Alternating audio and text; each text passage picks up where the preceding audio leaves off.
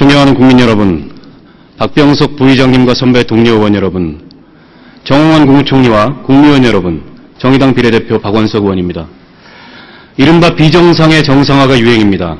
지난 1월 6일 박근혜 대통령께서 신년구상 발표를 통해 비정상의 정상화를 언급한 이후 정부는 연일 여론몰이를 통해서 규제 완화와 공공기관 개혁을 밀어붙이고 있습니다.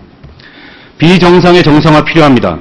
그러나 비정상의 정상화를 내세워서 일방적으로 밀어붙이고 책임 전가에 급급한다면 이는 또 다른 비정상이고 더 큰 갈등만 유발한다는 사실을 대통령과 정부는 명심해야 할 것입니다. 총리께 질문드리겠습니다.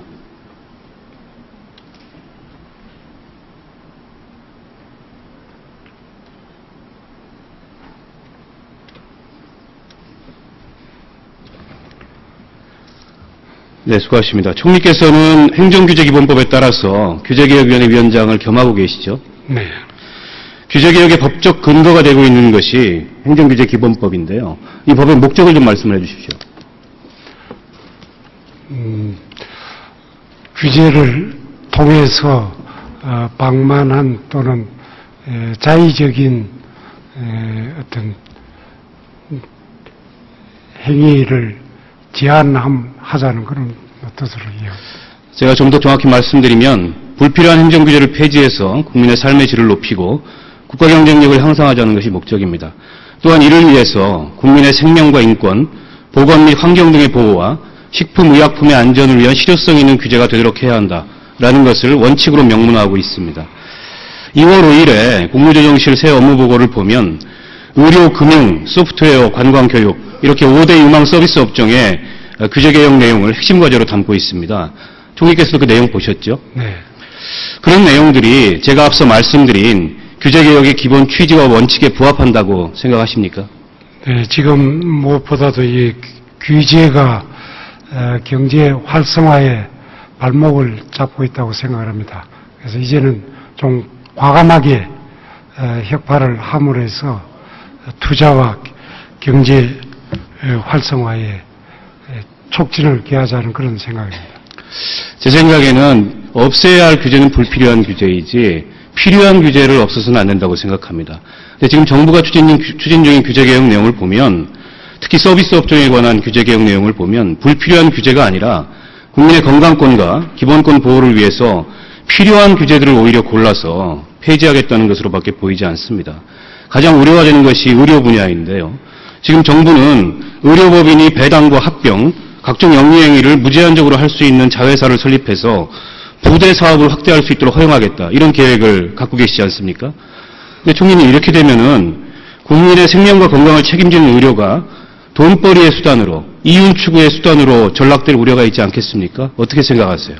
네, 이게 의료 자회사 설립 문제는 중소병원의 경영난을 떨어주고 의료의 질을 높이기 위해서 거기에서 일정한 제한된 범위 내에서 사업을 할 수 있게 함으로 해서 그와 같은 어려움을 해소시켜주자는 그런 취지이고 어떤 영리를 추구하는 그런 의료 영리를 추구하는 그런 쪽하고는 전혀 관계가 없습니다. 그렇지가 않습니다. 이게 처음 제기된 문제가 아니고요. 정부가 오랫동안 제기해왔던 문제입니다. 애초의 계획은 병원이 수익배당과 같은 직접적인 영리행위를 할 수 있도록 허용하자 이런 제안을 2006년 12월에 당시 재정경제부가 서비스 산업 경쟁력 강화 종합대책이라는 걸 통해서 제안을 했었습니다. 뿐만 아니라 그 뒤로 2007년, 2008년, 그리고 2010년에 의료법 개정을 통해서 의료법인 간의 합병, 부대사업 확대, 또 의료인과 환자 간의 원격진료 허용 이런 것들을 추진을 해왔어요. 그런데 이게 의료인들과 국민들의 반대로 좌절이 되니까 이번에 자회사 설립이라는 우회적인 그런 경로를 통해서 영리행위를 전면적으로 허용하자 이거 아닙니까? 지금 학교법인이나 특수법인은 그 부대 사업을 지금 자유스럽게 하고 있는 것으로 알고 있습니다. 그런데 비해서 중소병원의 경우는 이 제한되어 있기 때문에 여러 경영의 어려움을 겪고 있기 때문에 그에 대해서 이런 어려움을 해소시키자 하는 것이고 이거는 다시 그 수입은 다시 의료로 돌아오도록 함으로 해서 영리를 추구하는 그런 거에 대해서는 할 수가 없도록. 그런데 총리님, 부대 사업도 의료 관련 부대 사업을 해야 되는데 의료기관이 설립한 자회사가 숙박업도 할 수 있도록 하고 온천업도 할 수 있도록 하고 과연 이게 의료와 어떤 연관성이 있다고 보십니까? 의료 관광이나 이런 걸 통해서 좀 그 경영을 좀 도와주자는 그런 얘기입니다. 근데 지금 학교 법인이나 특수법인이 하고 있는 그와 균형 문제도 또 고려를 하는 것이 필요하지 않은가 하는 생각입니다. 이 자본의 속성상 이 돈이 되는 것에, 이익이 되는 것에 몰아지기로 할 수밖에 없습니다. 이 영리법인 설립이 이렇게 무제한적으로 한번 허용되고 나면 그런 자본의 속성을 막는다는 것이 사실상 불가능해요. 정부에서는 자회사를 허용하더라도 의료기관 자체는 본연의 비영리성을 엄격히 유지할 것이다. 이렇게 얘기를 하지만 이게 병원은 설령 적자를 보더라도 자회사는 흑자 구조를 유지해서 합법적인 배당을 챙기는 그런 결과, 꼬리가 몸통을 흔드는 결과 충분히 예상 가능하지 않습니까? 아니, 의료인들 스스로가 이걸 반대하고 있어요. 그렇게 좋은 거라면 의료인들이 왜 반대하겠습니까? 이거는 중소병원을 돕고자 하는 지지가 강합니다. 그리고 또 그 사업도 한정적으로 하려고 하는 것이기 때문에 의료 영리화나 이런 거하고는 전혀 거리가 멀다는 점을 좀 이해해 주셨으면 합니다. 자, 원격 진료 문제도 마찬가지입니다. 의료라는 것은 의사가 환자를 직접 보고 또 환자한테 그 질병의 징후에 대해서 듣고 만져보고 이렇게 대면을 통해서 이루어지는 행위인데요. 이것을 기계장치나 IT 기술로 대체한다면 의료 행위를 비인격화시키는 겁니다. 뿐만 아니라 대형 의료법인으로의 쏠림 현상이나 병원의 프랜차이즈화 이거 막을 길이 없어요. 총리님, 지금 동네 병원들이 가뜩이나 환자가 대형 병원으로 몰려서 이 고사 상태의 위기에 있는 거 알고 계시죠? 네. 그 동네 병원들 대책 어떻게 하실 겁니까? 원격 진료 같은 거 터지고 나서. 근데 정부가 지향하는 제도에 대해서 충분히 이해가 안 돼서 그런 것 같은데요. 기본적으로 이렇게 생각해 주시면 좋을 것 같습니다. 이 농어촌 이 오지에 있는 사람이라든지 또는 이 고혈압이라든지 당뇨병, 지병이 계속되는 사람이 이 동네 의원에 자주 가서 진료를 받고 그때마다 처방전 받고 하는 이런 불편을 좀 덜어드리자. 그래서 주로 그 재진을 원칙으로 해가지고 초진이 이미 된 상태에서 또 똑같은 일로 계속 가가지고 하는 것을 좀 덜어드리자. 총리님, 이런 취지. 동네 의원도 못 갈 만한 산간벽지에 사시는 분이 IT를 통해서 컴퓨터 통신을 통해서 원격 진료를 어떻게 받겠습니까? 그런 이웃의 도움을 받는다든지. 아니, 그러니까 이게 좀 받는다든지. 앞뒤가 좀 맞고 설득력이 있어야죠. 그리고 대한민국의 지금 교통 상황이 아무리 대한민국의 오지라 할지라도 동네 의원 못 올 만큼 그런 상황입니까? 아니, 그런 경우가 많이 있습니다. 저는 산간벽지나 오지에 있는 분, 특히 고혈압이나 당뇨병 이렇게 계속적으로 다니는 이런 분들에 대해서는 좀 이런 부담을 덜어드림으로 해서 국민에게 얼마나 큰 편의를 제공할 수 있는가 하는 이런 점을 좀 중시해 주셨으면 합니다. 이 원격 진료 허용이라는 것은 결과적으로 국민 건강을 산업자본에 희생시키는 그런 결과를 초래하게 됩니다. 뿐만 아니라 이 과정에서 가뜩이나 이 민감한 의료 영역인데 의료 사고와 같은 그런 문제들도 발생할 가능성이 높아요. 그리고 더더욱 지금 중요한 것은 동네 의원들이 여기에 대해서 격렬히 반발하고 있습니다. 지금 의사 파업 예고되어 있는 거 아시잖아요.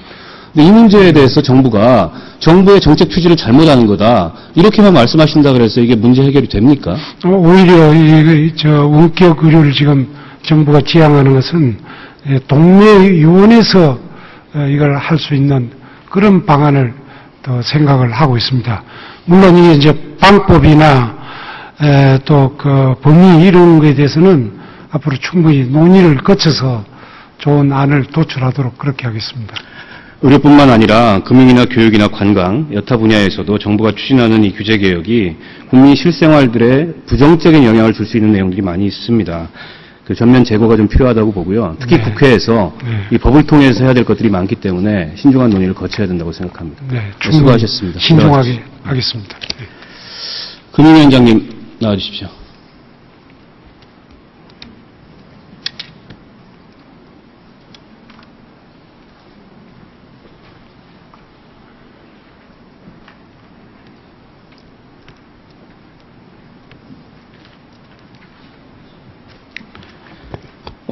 국민들 질의가 많으셨을 텐데요. 예. 제가 단도직입적으로 여쭙겠습니다. 개인 신용 정보가 보호의 대상입니까? 활용의 대상입니까? 기본적으로는 보호의 대상이고요. 그것이 비식별화된다는 전제하에서 활용의 대상이라고 생각을 합니다. 양 측면이 다 존재하는 거죠. 예. 근데 금융위원회는 개인정보를 보호보다는 잘 활용하기 위한 그런 도구로 생각을 하시는 것 같아요. 앞서도 질의에서 지적이 됐습니다만 작년 11월 27일 날 금융업 경쟁력 강화 방안을 발표하셨죠. 그 내용 중에 보면 금융사, 신용정보사에 축적된 정보에 대한 가공, 활용 촉진을 위한 방안을 마련하겠다 이렇게 돼 있어요. 어떤 용도로 가공, 활용을 促진하겠다 이런 말씀하신 겁니까? 비식별화를 전제로 해서요. 예를 들어서 20대의 그 카드 구매자들이 어떠한 그 소비 패턴을 보이고 있더라라는 거를 컨설팅을 해준다든지 그걸 활용을 하게 되면 상당히 그 뭐 자영업이나 이런 데 하시는데 도움이 될. 쉽게 말하면 그 금융사의 다양한 마케팅 영역에 활용할 수 있도록 개인정보 관련 규제를 완화하겠다. 뭐 마케팅 결론이라고 보여지는데요. 영역이라기보다는요. 전체 산업에 대한 어떤 그 새로운 영역을 찾는 그런. 제가 같은 도움이 자료에서 되는 거죠. 개인정보 보호와 관련된 내용을 찾아보려고 했더니 IT 보안 수준 강화하겠다. 굉장히 단촐한 문구 하나 들어가 있습니다. 이런 것들로 보면 누가 봐도 이 금융위원회가 개인 신용정보를 보호보다는 활용에 방점을 두고 보고 있는 거 아니냐 이렇게 생각할 수밖에 없지 않겠어요? 그 당시에는 뭐 그런 측면이 있었다는 거 솔직히 말씀을 드릴 수가 있는데요. 최근에 그 이 신용정보 사건 이후로 금융위원회 제 생각도 많이 바뀌었고 금융위원회 생각도 많이 바뀌었다는 말씀 분명히 드립니다. 오늘 논란이 많이 됐을 텐데요. 금융위주회사법 48조의 2항 그 고객의 사전 동의 없이도 계열사 간 개인 신용정보 이전하도록 하는 거. 예. 여기 관련해서 지금 국회에서도 개정이 필요하다 이런 의견이 있고 또 대통령 직속 개인정보보호위원회에서도 개정이 필요하다 이런 의견을 낸 바 있는데 예. 금융위원회가 제시한 대책에는 빠져 있어요. 왜 그렇습니까? 저희는 일단 그 이제 세계적인 어떤 그 이 글로벌 스탠다드라고 할 수 있는 부분이 계열사 간에는 그 금융 정보를 공유할 수 있도록 일단 허용을 해놨습니다. 문제가 되는 거는 이제 내부 경영상으로 고객의 어떤 그 신용평가 능력이라든지 이런 거는 활용하는 것은 내부 목적으로 쓰는 거니까 괜찮은데, 이것이 잘못 활용돼서 마케팅 목적으로 쓰는 부분이 이제 사회적으로 문제가 되는 것이기 때문에, 이번에 저희가 이 부분에 대해서 원칙적으로 금지를 하고, 다만 선의의 목적으로 활용할 때는 이사회의 동의를 받도록 하는 그런 방안을 추진하고 있습니다. 근데 규제 방법이 다르지 않습니까? 우리는 옵트인을 하고 있고 지금 미국 같은 경우에 옵트아웃을 하고 있는데 신용정보 보호에 관한 법률이나 개인정보보호법에서는 옵트인을 두고 있어요. 근데 금융기준회사법에서는 사실은 그걸 형용화시키는 겁니다. 근데 옵트아웃 제도는 없어요. 그러면 사실은 계열사 간에 그 고객의 개인정보를 마음껏 주고받아도 그 어떤 지금 장벽이 없습니다. 이게 정상적인 제도인가요? 그래서 그거는 이제 지금 말씀하신 어떤 그 사후의 그 보장 제도, 그리고 그것이 활용했을 때 고지 의무라든지 이런 것들도, 그 다음에 개인정보, 내 정보는 이용하지 말아달라는 어떤 개인정보의 그 보호 요청권, 이런 것들은 보완을 하겠습니다. 예, 그 사건 터지고 나서 대책 발표하셨는데 뭐 여러 가지 내용이 있습니다. 근데 유감스러운 거는 그 내용들이 뒷걸음질을 치고 있어요. 카드 3사 영업정지 처분 내리면서 공익목적 카드에 대해서는 예외를 두셨죠.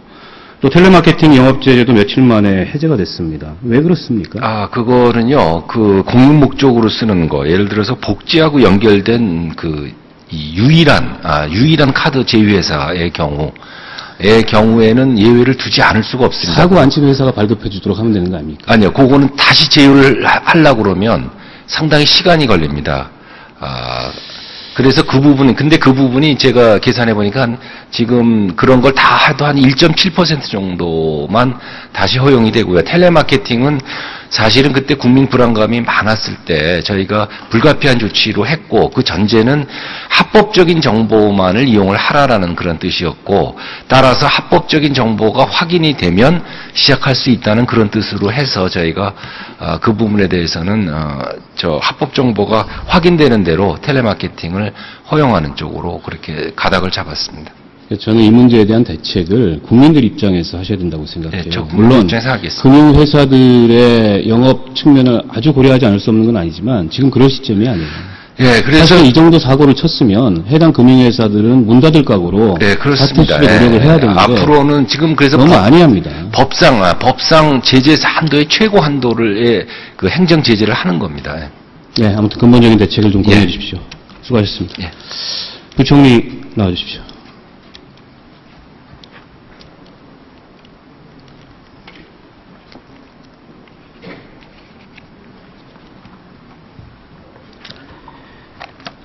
어제 대통령께서 공공기관 노조가 연대해 정상화 개혁에 저항하려는 움직임이 우려된다. 개혁을 방해하는 행위에 대해서는 반드시 책임을 물을 것이다. 이런 말씀을 하셨어요. 대통령의 정책에 반대하면 국민들을 용납하지 않겠다. 일종의 선전포고로 들리는데 참 섬뜩합니다. 부총리께 묻겠습니다. 공공기관 부채가 심각한 것은 사실이죠. 근데 이 부채를 키운 주된 책임이 어디에 있다고 생각하십니까? 앞서도 의원님께서 질문을 주셨지만 여러 가지 원인이 있습니다만 몇 개를 구분해 보면 정부의 어떤 정책에 대한 추진 그런 면도 있고요. 또 공공요금 요금의 어떤 적정성의 문제도 있고 또 각 공기업 스스로의 또 어떤 의욕적인 투자 또 방만경 여러 가지가 복합적으로 작용했다 이렇게 말씀드릴 수 있겠습니다. 그렇게 균형 있게 지적을 하셔야 됩니다. 근데 대통령께서는 어제 부채 상위 12개 공기업이 5년간 3천억 원이 넘는 복지비를 지출했다. 방만경영의 대표 사례로 말씀을 하셨어요. 언뜻 들으면 엄청난 도덕적 해이가 있어 보입니다. 그런데 비교를 한번 해볼게요. 지금 시작부터 무리한 개발 계획이라고 비판을 받았던 용산 역세권 개발 사업, 이거 무산되면서 철도공사 부채만 2조 4천억 원이 늘었습니다. 12개 공기업 7만 1,000명의 직원이 5년간 3천억 원의 복지비를 썼는데요. 1인당 연간 100만 원이 채 안 됩니다. 이걸 대표적인 도덕적 해이라고 한다면 낙하산 사장과 몇 명의 정책 결정자들의 독선과 아집이 가져온 용산역사 개발 실패, 2조 4천억 원의 부채 증가, 또 4대강 사업에 내몰려서 멀쩡하던 수자원공사가 8조 원 빚더미에 오른 거, 그리고 정권 코드 맞춰서 자원 개발한다고 앞다퉈 나서다가 빚진 공기업들, 이건 뭐라고 불러야 됩니까? 이 적반하장이라고 생각하지 않으세요? 저는 기본적으로 그런 부채에 대한 원인은 밝혀져야 된다고 생각하고요. 그런 취지하에서 이번에 구분회계라는 것을 도입을 합니다. 예를 들어서 수자원공사 같은 경우는 회계 구분을 4대강 또 수자원 이렇게 나눠서 과연 그 분야에 어떠한 부채가 어떻게 늘었나를 살펴보겠습니다. 그게 공공기관 정상화 계획의 메인이고 핵심이 돼야 됩니다. 들어가 있습니다. 들어가 있고요. 그런 걸 통해서 각 공공기관이 부채에 대한 감축 계획을 제출했습니다. 지금 정부에서는 공공기관 개혁 개혁의 핵심 과제로 방만경영과 과도한 복리후생, 이거 말하고 계신데요. 본 의원이 보기에는 방만경영의 원인은 바로 낙하산 인사라고 생각을 합니다. 전리품 챙기듯이 농공인상으로 나눠주는 기관장 인사가 정권의 입맛에 맞는 사업, 또 코드 맞추기 사업, 눈치 보기 사업, 이거 진행하다가 공공기관 경영 엉망으로 만드는 거 아닙니까? 구체적 사례들이 있습니다. 앞서 제가 용산 역사 실패, 전 경찰청장이었던 허준영 씨, 철도에 대해서 아무런 전문성이 없는 사람이 와서 저지른 일입니다. 뿐만 아니라 MBA 현대건설 인연으로 수자원공사 사장에 앉아있던 김건호 씨, 4대강 사업으로 수공 빚더미에 앉게 했습니다. 같은 현대건설 인맥인 LH 이지송 전 사장, 보금자리 주택과 같은 정부 정책사업 앞서서 추진하다가 부채 늘렸습니다. 그 밖에 가스공사, 광물자원공사, 석유공사, 자원외교라는 이름으로 정부 코드 맞추기 하다가 2조 원 넘게 손실을 봤습니다.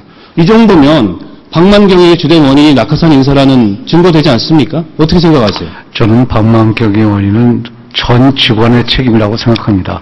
CEO를 포함해서 또 마찬가지로 근로자 모두가 그런 현재의 상황에 대해서 시정을 할 필요가 있다고 저는 생각하고 있습니다. 전 그런 책임인데 왜 단체 협약 거론하면서 노조만 때려잡겠다고 얘기를 하십니까? 그게 지금 공정합니까? 저는 동의를 할 수 없고요. 그 점은 바로 저희가 공개를 통해서 아니 부총리께서 얘기하셨잖아요. 노조가 뛰쳐나가도 좋다. 노조 보러 길거리로 나가라는 얘기 아닙니까? 저는 그런 취지에서 말씀을 드린 적이 없고요. 기본적으로 노조를 포함하고 또 CEO까지 모두 공기업 중에 그런 부채가 많다든지 방만경을 한 기관은 모두 다 그 기관에 소위 신의 직장이라는 소리를 듣겠느냐 하는 것에 다 전 충분히 인식을 하고 그런 인식하에 이번에 부채 감축 계획과 또 방만경 시정 계획을 제출한 것으로 알고 있습니다. 박근혜 정부의 낙하산 인사가 있습니까? 없습니까? 저는 낙하산이었는데 동의를 할 수는 없습니다. 왜냐하면 뭐 공모 절차와 또 거기에 따른 그 임원 추천 또 이런 것을 거쳐서 공무원의 결정에 따라서 그 각 CEO라든지 또는 감사 이런 분들이 결정됐다고 생각하고 있습니다. 그 형식적인 답변이시고요. 박근혜 정부 출범 이후 교체된 기관장과 감사 160명 중에 18명이 캠프에 있었거나 인수위 출신입니다. 혹은 지지 선언을 했던 인사였고 20명이 정치인 출신이고 절반에 가까운 46%가 정치인 공무원 출신입니다. 이런 거 가지고 지난 정권 때 새누리당이 지지난 정권 때죠. 다 낙하산 인사라고 주장했어요. 그래놓고서 지금 똑같은 일을 하면서 아니라고 얘기하시는 겁니다. 아니, 내가 하면 로맨스고 남이 하면 불륜입니까? 지금 인수위 출신에 또 캠프의 자문위원 출신에 지지선언 인사에 낙마한 전 정치인들 줄줄이 공공기관에 낙하산으로 안착을 했어요. 일명 꿀보직이라고 불리는 감사 자리도 소리 소문 없이 낙하산 인사들이 차지를 했습니다. 이분들 평균 연봉이 1년에 1억 635만 원입니다. 부총리께서 공공기관 파티는 끝났다 이런 말씀하셨죠? 예, 그렇습니다. 그러면은 이런 분들이 들어와서 낙하산으로 요직 차지하는 건 파티 아닙니까? 그런 파티는 개선하실 생각이 없으세요? 앞서도 말씀드렸지만 그 낙하산 인사라는 데 대해서 저는 동의할 수 없고요. 다만 능력 있는 인사가 그런 CEO에 임명돼야 된다는 것은 전적으로 의견을 같이 합니다. 다만 그 경우에 있어서도 결국은 이번 같은 경우는 9월에 중간평가를 하게 되니까 결국은 그런 분들은 평가를 받게 됩니다. 그러니까 지금 의원님이 지적하시는 낙하산에 따른 인사이건 아니면 그렇지 않은 분이라 하더라도 결국 성과에서 평가를 한다. 이렇게 말씀드리고 싶습니다. 평가 얘기 나와서 그 공공기관 경영평가 얘기 좀 하겠습니다. 공공기관 경영평가 엉터리입니다. 4대 해방 사업으로 부채가 급증한 수자원공사 부채 비율의 배점이 2년 연속 만점을 받았어요. 천문학적인 부채를 지고 있는 LH공사는 재무건전성 제고라는 별도 지표로 2년간 관리를 받았는데 2011년, 12년 두 번 다 30점 만점에 26점을 받았습니다. 지난 정부 시절에 공공기관 경영평가단장 오래 하셨죠? 이런 결과 어떻게 생각하세요? 뭐 저는 1년 했습니다만은 그 경영평가에 대해서는 뭐 지금 여러 가지 뭐 개선책이 있으면 또 개선책에 따라 평가 기준이 수정돼야 된다고 봅니다. 그래서 이번에 지금 지적하신 대로 부채와 또 방만경에 대한 배점에 있어서 가점을 우리가 조정을 해서 그런 분야를 좀 더 중점적으로 보려고 하고 있습니다. 저는 공공기관 개혁이 필요하다고 생각합니다. 개혁하려면 이 잘못된 낙하산 인사부터 근절하고 그리고 정부의 정책 실패의 책임 인정하고 그리고 정말 정상화돼야 될 공공기관 경영평가 제도 같은 것부터 정상화하면서 구성원들의 책임을 물어야지 지금 일방적으로 그 책임을 단체회대학이나 이번에 부채감축계획 내는 거 보니까 방만경영이라고 해놓고 전체 부채감축 목표 0.4% 1,600억 그것만 거론하셨더라고요. 근데 그래 놓고서 연일 이거 에드벨론 띄우듯이 띄워가지고 여론재판으로 몰고 가는 거 아닙니까? 노조 편들자는 게 아니에요. 사실은 사실대로 얘기하고 사실이 아닌 건 사실이 아닌 거라고 얘기하자는 겁니다. 그런 점 유념해 주십시오. 더불어서 이 공공기관 개혁이 되려면 당사자들 간의 사회적 합의가 굉장히 중요하다고 생각합니다. 그래서 공공기관 개혁 추진위원회를 정부, 국회, 시민사회, 노사정 참여하는 이 개혁 추진위원회를 구성할 것을 제안드리는데 부총님 의견 어떠십니까? 저는 현재로서는 지금 기존에 공공기관 운영위원회가 구성이 되어 있고 또 공공기관 소위 정상화 협의회가 구성이 되어 있습니다. 그래서 그것에 좀 더 효율적인 그러한 운영에 좀 더 초점을 맞추는 것이 더 중요하다. 그렇게 생각하고 있습니다. 네, 그것들도 한번 검토해 주시고요. 마지막으로 경제부총리 그 리더십과 능력이 지금 도마 위에 올라 있습니다. 지난 1년 평가하자면 대통령 지시만 기다리는 경제부총리, 위기가 터져도 보이지 않는 경제부총리란 지적들이 많아요. 어떻게 생각하세요? 저는 늘 그러한 그 평가에 대해서 겸허히 받아들이고 무엇보다도 그러한 그 거시지표는 개선되지만 국민들의 체감은 여전히 아직도 느끼지 못하는 그런 상황이 있다는 것을 잘 인식하고 있습니다. 그런 면에서 좀 더 열심히 국민들이 느낄 수 있는 그런 경제를 만들도록 노력하겠습니다. 열심히 하시는 건 좋은데요. 잘하는 게 더 중요하다고 생각합니다. 위기가 발생하면 경제사령팀이 리더십을 발휘해서 문제를 해결해야 되는데 지난 지금 1년 동안에 여러 차례 위기가 있었습니다. 이번 카드사 사태를 포함해서. 그때마다 언론에서, 국회에서 계속 지적을 받지 않았습니까? 심지어 여당에서도 지적을 받고 계시잖아요. 어떻게 생각하세요? 이번 카드 사태도 나름대로 앞서 오전에도 그런 질문을 해서 제가 답변을 드렸습니다만은 사태 수습하고 재발 방지를 위해서 관계장관 회의와 또 총리님이 주재하신 회의에서 여러 가지 대책에 대해서 논의를 한 바 있습니다. 그리고 무엇보다도 이러한 문제는 좀 선행적으로 이러한 위기가 발생하지 않도록 제도적인 보완을 갖추도록 하겠습니다. 부총리께서는 가는 곳마다 내부 직원들의 평가가 굉장히 안 좋았습니다. 제가 인사청문회 때도 지적을 드렸어요. 무역협회 국제무역연구소장 재직 시 2년 연속 내부 평가에서 꼴찌를 하셨고 KDI 원장하실 때 연구기관 평가에서 3년 연속 미흡 판정을 받았습니다. 뿐만 아니라 부총리가 되신 뒤에도 리더십 여전히 낙제 수준인 것으로 보입니다. 올해 초에 기획재정부 서기관급 이하 628명 대상으로 설문조사를 했는데 우리 부총리께서 워스트 상사로 꼽혔다고 합니다. 물론 이게 그냥 인기 투표 정도일 수 있습니다. 객관적이고 엄밀한 지표가 아닐 수 있어요. 하지만 내부에서 신뢰를 못 받는다는 그런 판단을 하기에 충분한 증거 아닙니까? 어떻게 생각하십니까? 저는 앞서도 말씀드렸지만 여러 가지로 그러한 저성장의 그러한 고리를 끊기 위해서 직원들과 같이 열심히 노력을 해서 또 소기에 그러한 성장이라든지 또 일자리라든지 경상수지 그리고 또 그러한 양적완화 축소에 관한 위기 이런 데 대한 대응은 나름대로 잘 했다고 생각합니다. 그래서 늘 사람이 몸이 굳는데 그림자가 굳을 리 없다고 그런 것을 경험히 받아들여서 좀 더 노력하도록 하겠습니다. 집안에서 신뢰를 못 받는 가장이 밖에 나가서 일을 잘할 수가 있겠습니까? 이렇게 가는 곳마다 리더십의 문제를 일으켰던 분이 주도하는 공공기관 개혁 작업, 이거 누가 받아들일 수가 있겠어요? 말씀해보세요.